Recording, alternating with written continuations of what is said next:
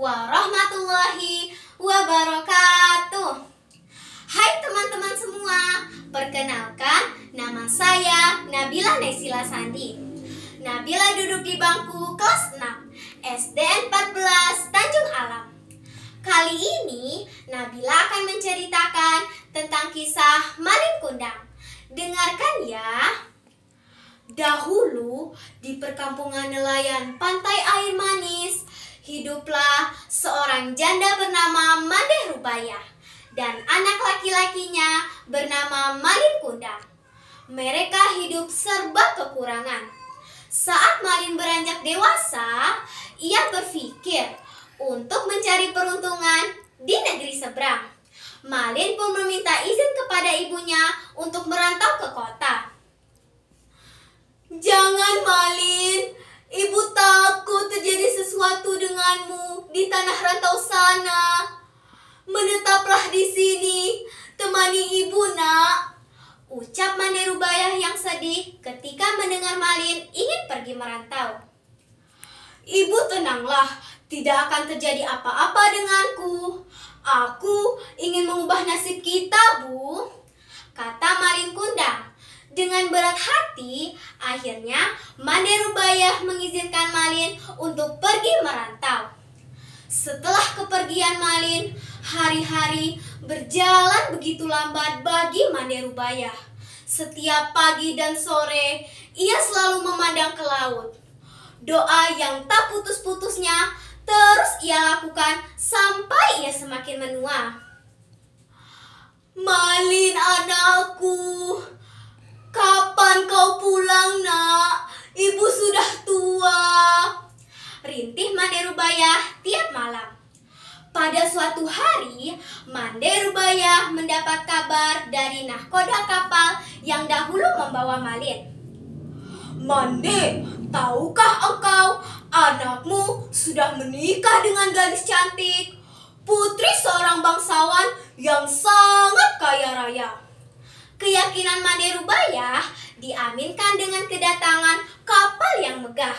Penduduk perkampungan setempat menyambutnya dengan gembira.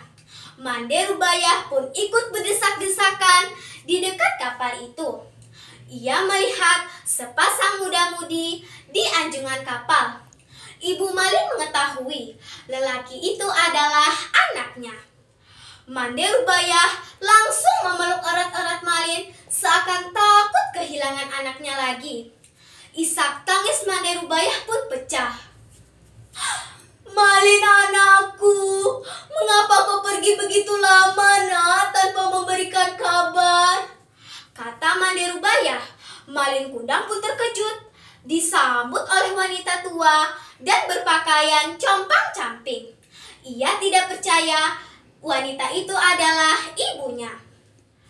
Malin Kundang tidak sempat berpikir karena istrinya langsung mengatakan hal yang merendahkan. "Wanita tua ini ibumu. Mengapa dahulu kau bohong padaku?" ucapnya sinis. "Bukankah dulu kau katakan bahwa ibumu adalah seorang bangsawan yang sederajat denganku?"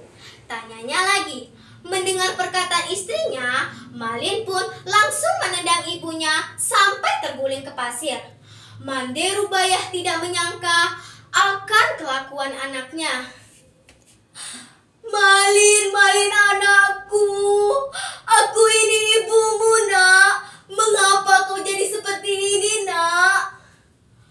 "Wanita tidak tahu diri, sembarangan saja mengaku sebagai ibuku. Ibuku tidak seperti engkau, melarat dan kotor." Malin Kundang pun mendorong Mande Rubayah. Mande Rubayah pun pingsan. Setelah ia tersadar, pantai sudah sepi dan kapal Malin sudah pergi menjauh. Mande Rubayah tidak menyangka akan kelakuan anaknya. Hati Mande Rubayah perih seakan ditusuk-tusuk. Mande Rubayah pun menengadahkan tangannya ke langit dan berdoa dengan pilu. "Ya Tuhan, kalau memang dia bukan anakku, aku maafkan perbuatannya tadi. Tapi kalau kalau dia benar-benar anakku yang bernama Malin Kundang. Aku mohon keadilan-Mu yang Tuhan. Tiba-tiba cuaca di tengah laut yang cerah berubah menjadi gelap. Badai dan petir menghantam kapal Malin Kundang.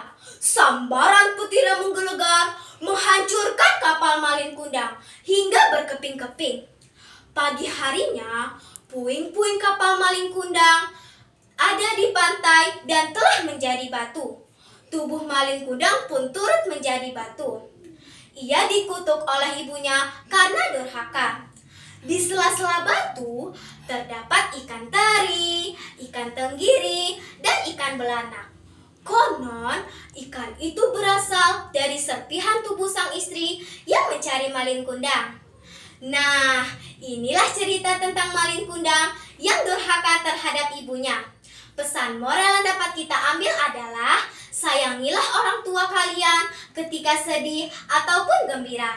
Jangan lupakan jasa mereka yang telah merawat dan menyayangimu. Sekian cerita dari Nabila. Assalamualaikum warahmatullahi wabarakatuh.